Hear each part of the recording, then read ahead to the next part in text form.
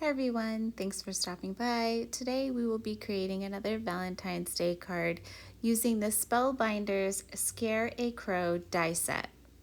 I love when you can use your die cuts for more than one holiday occasion since they are at a higher price point.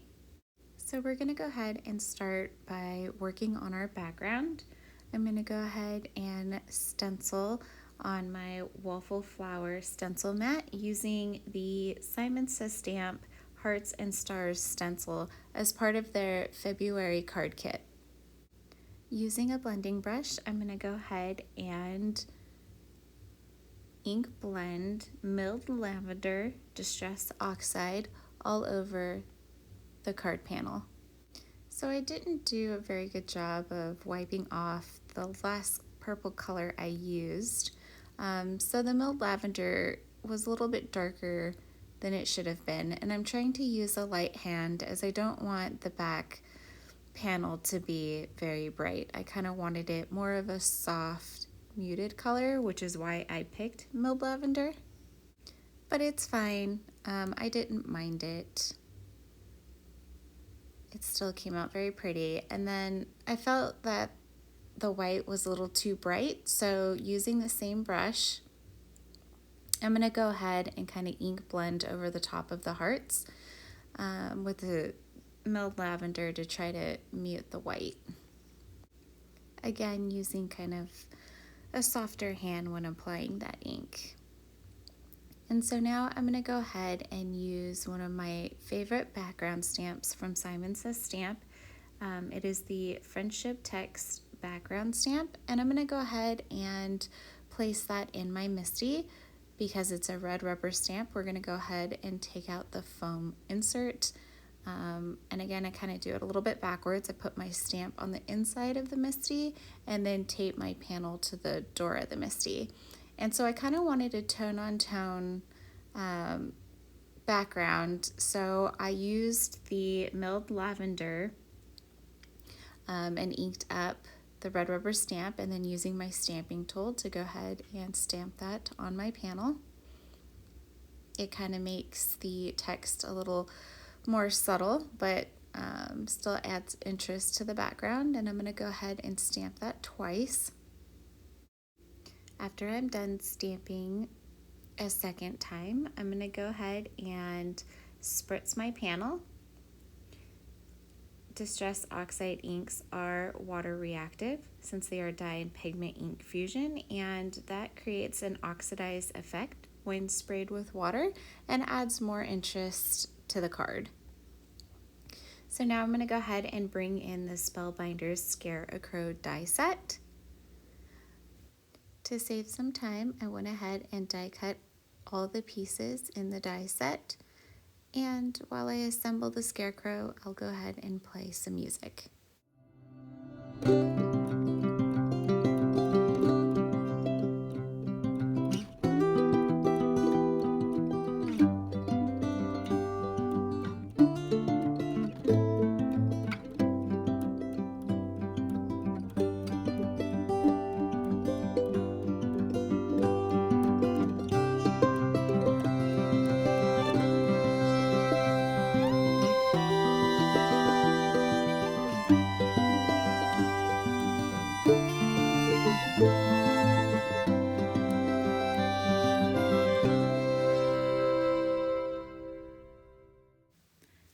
So one thing I love about this die set is the detail. Even though they are die cuts, the die cuts have just wonderful embossed detail in them. And I know you can see it on his shirt, but his pants, however, it was a little bit harder to see.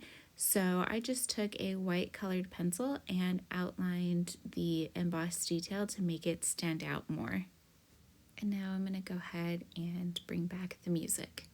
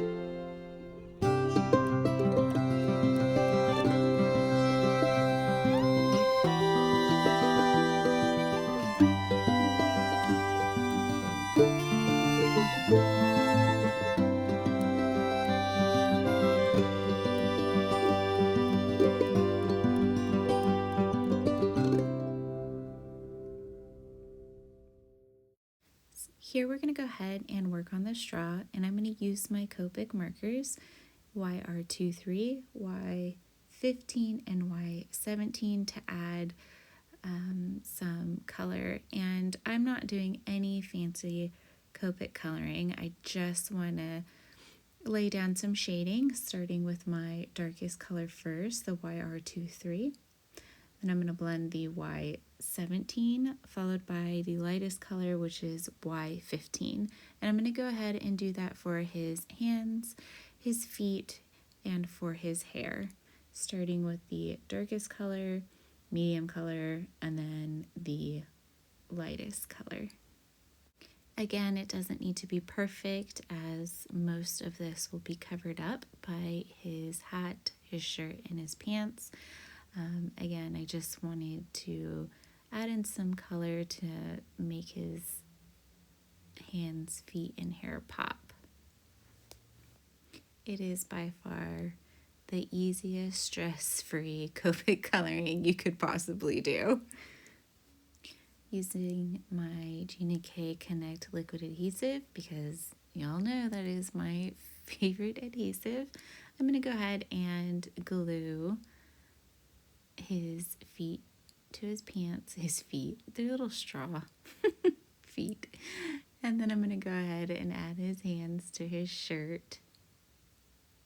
Just using a little bit of liquid adhesive. A little goes a long way. I tend to put a little too much, and so I have to wipe it off of my glass mat.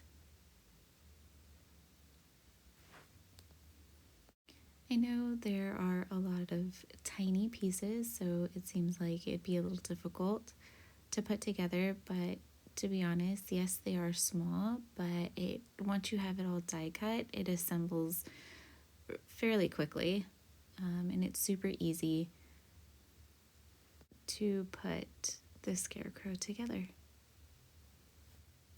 And now back to the music.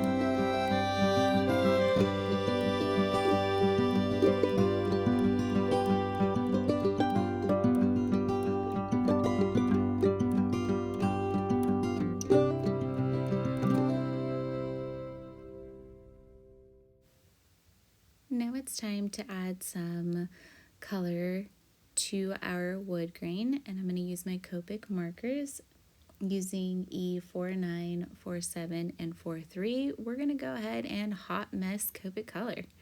I call it hot mess Copic coloring because it doesn't need to be perfect, as most of this is going to get covered up by the scarecrow. So honestly, it was just, let's lay down some color.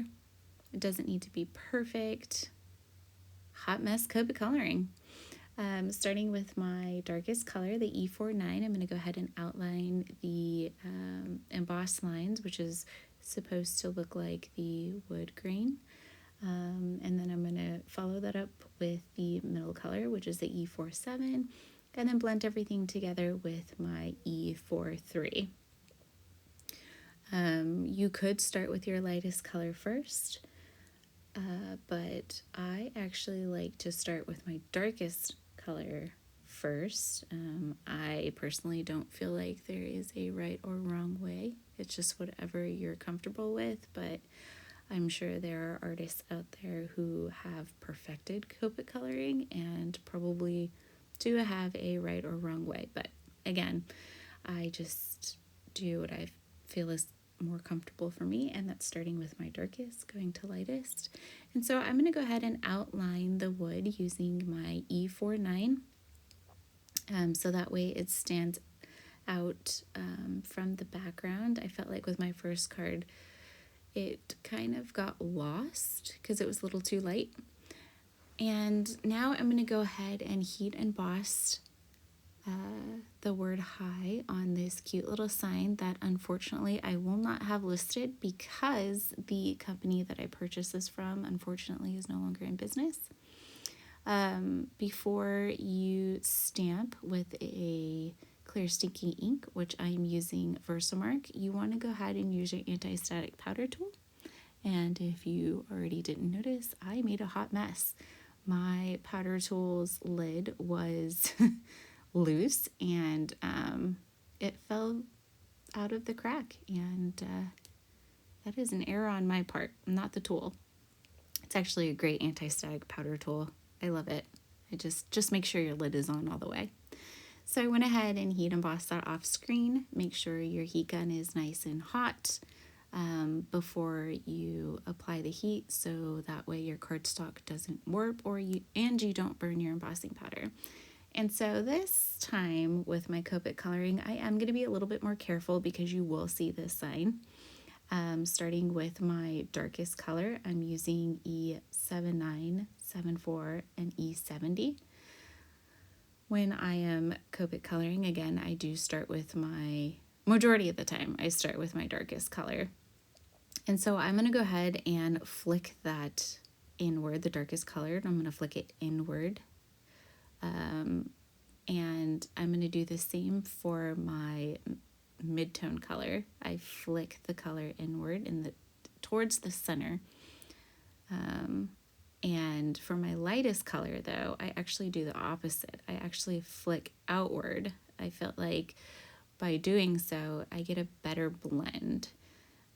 Again, see, this time I started with my lightest color and then went to my mid-tone color and then followed by my dark. So really, again, it's just whatever you're comfortable with, whatever feels right at the time.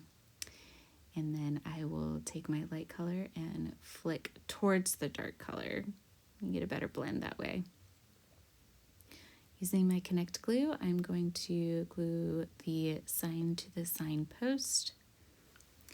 So now we're going to go ahead and move on to creating our ground. Unfortunately, the die that I use is no longer available since it was made from the same company who made that cute little sign.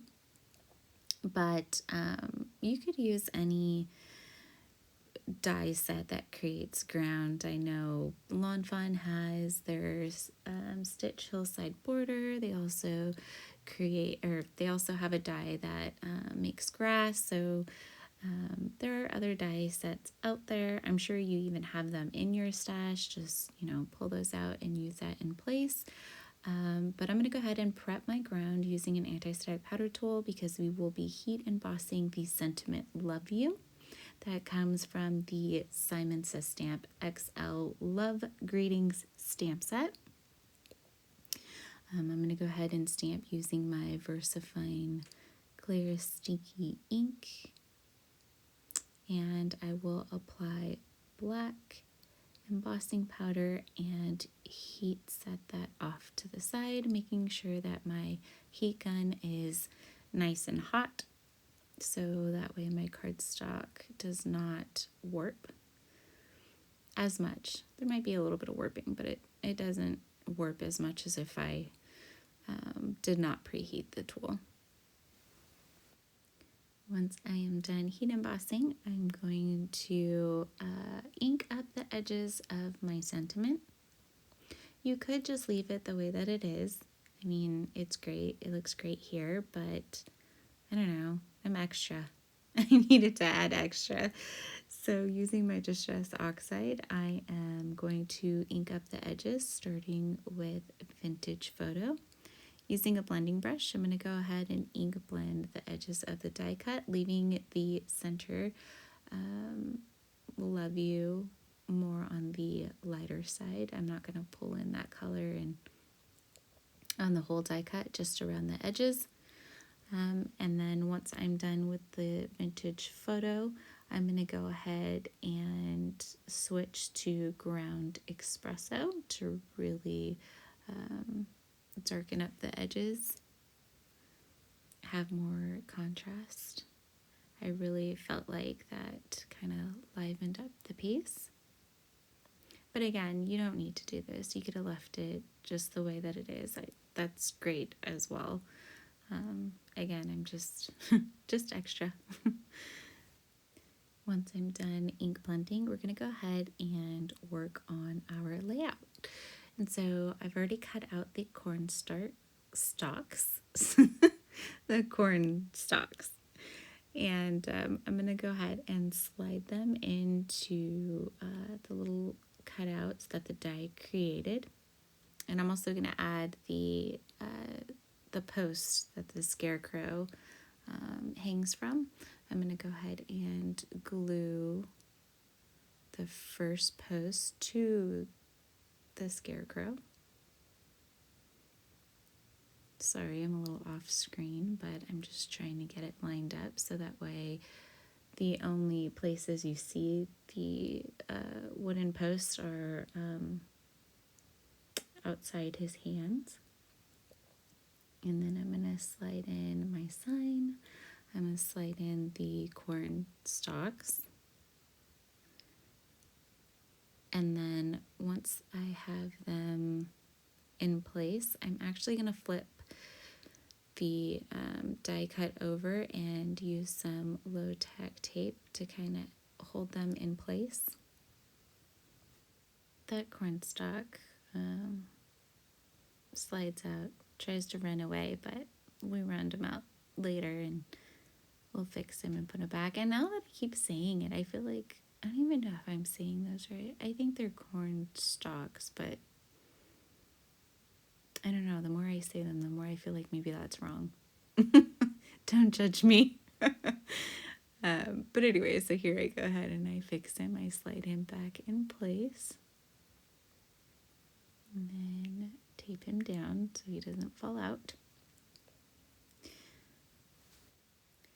Here I notice I still had ink on my embossed sentiment, so I just take a paper towel and kind of wipe the extra ink off of there. And now I'm going to adhere the scarecrow to the rest of the post, and I added way too much glue. I don't know what I was thinking. I just went a little glue happy.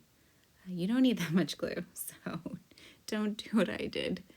But now I'm going to go ahead and adhere my die cut to my panel.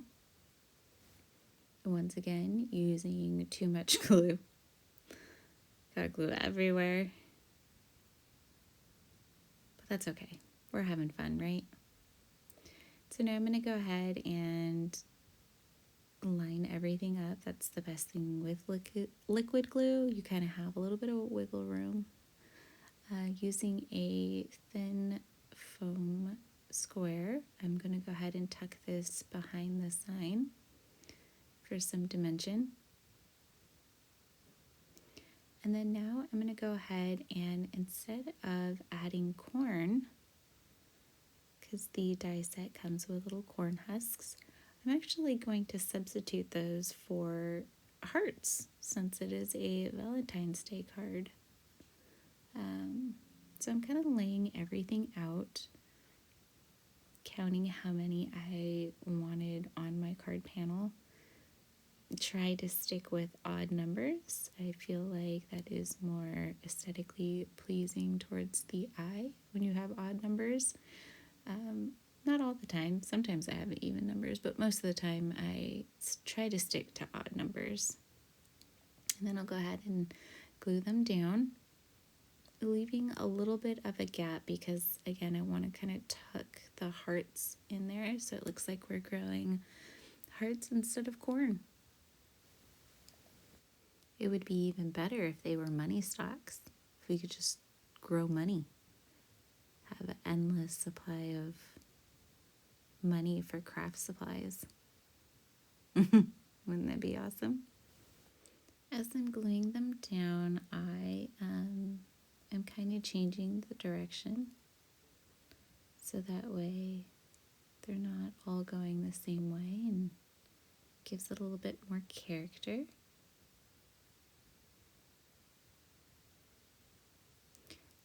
And then I'm going to go ahead and switch to the hearts. I'm going to lay down the hearts. I have 2 different size hearts. So at the top of the corn stalks, I'm going to place the larger hearts. I'm going to add some liquid adhesive towards the center, and then I'm going to tuck them behind, I don't even know what they're called. They're almost like leaves, but they're not leaves. I'm sure they have a great scientific name that I just don't know what they're called. But for now, I'm just kind of tucking my hearts. I had trouble with this one, and I leave it for now, but then I go back to fix it. I don't know why, but it just was not cooperating.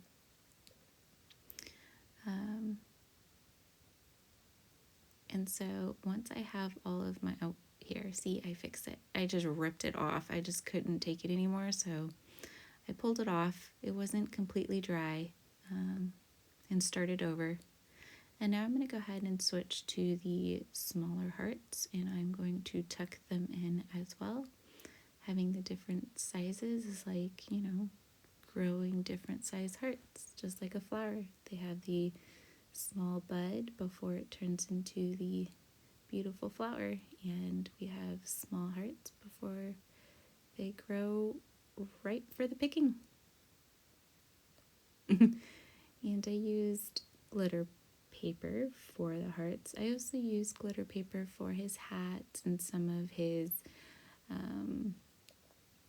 his belts and patches, and I used the Tim Holtz Ideology metallic cardstock for his shirt, and then just blue cardstock for his pants. And I'm going to tuck this last heart in. And he's coming together. He's so cute. I just love him. And then I'm going to trim off the excess ground. There's a little bit hanging off each side. Our card today is going to be an A2 size card, so it'll measure 4 1/4 by 5 1/2. And I'm actually going to put this on a side folding note card. Usually I do top folding, but I just did a standard card this time, and I'm going to adhere it with liquid adhesive. Once again, using too much glue, but that's okay. We just know that this panel is not coming off. And then I like to press down using a paper towel, just in case I have any ink on my hands. I don't want to transfer that to my card panel, all that work, and then to have inky fingerprints. And so we're going to go ahead and stamp our last sentiment, which is "You mean so much to me," and that is from the same stamp set, Simon Says Stamp XL Love Greeting stamp set. And I wanted it to match, so we're going to go ahead and heat emboss, laying down our anti-static powder tool first, and then our Versamark clear sticky ink. Stamp it twice to make it nice. And we're going to add black embossing powder.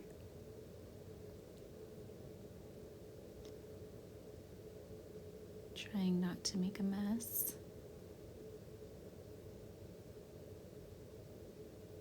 And then I'm going to heat that off to the side.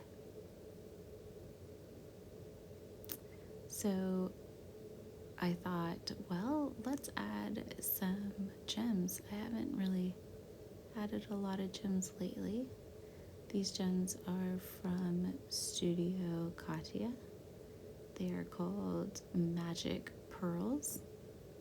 Kind of an iridescent pearl. And that will finish up today's card project. I hope you enjoyed today's cards. Thank you for stopping by. I would love it if you gave me a thumbs up. And until next time, bye.